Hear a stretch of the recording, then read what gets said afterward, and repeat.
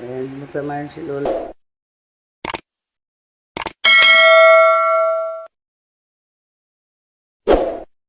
Lola namin yan. Ayan, oh, tingnan mo. Galang umaga po sa inyo. 5 AM morning ngayon. Palibasa kahapon Kamars, first anniversary ni Lola. Pero ngayon dumalaw siya. Ito po si Lola. Ayan. Hello Lola, kumusta na ka Lola? Ayan si Lola. Malaking paro-paro. Ayan. Si Lola yan.